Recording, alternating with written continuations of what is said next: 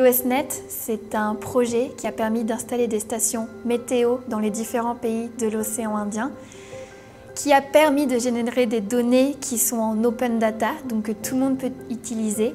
Et puis c'est aussi une mission de communication, de valorisation du projet, de présentation de nos outils. Donc on a travaillé avec les partenaires météo qui sont aujourd'hui propriétaires des stations pour les former, pour qu'ils soient autonomes sur la maintenance des stations d'une fois que le projet sera terminé. On a travaillé dans les territoires avec les acteurs économiques. Donc on a essayé de créer un réseau dynamique d'acteurs impliqués dans la transition énergétique, dans les énergies renouvelables, qui pourront utiliser nos données et participer au développement économique de leur pays. Et puis on a travaillé aussi avec le grand public. On a développé une application pour que tout le monde puisse consulter nos données, c'est Solario. On a fait des interventions dans les lycées, dans les écoles.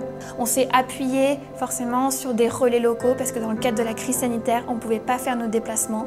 Et puis voilà, on a fait tout pendant 3 ans pour faire en sorte que tout ça fonctionne pendant plusieurs décennies.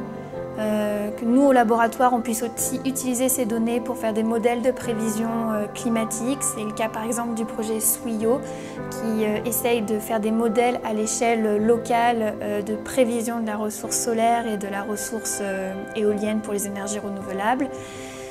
Et puis dans les projets futurs du labo, on espère aussi pouvoir encore installer de nouvelles stations parce que par exemple 2 stations à Madagascar, on sait que c'est pas assez pour vraiment cartographier le territoire. Mais voilà, c'est un début IOSnet et on espère qu'il y aura plein d'autres projets qui pourront venir compléter ce réseau de stations météo et de données à l'échelle de l'océan Indien.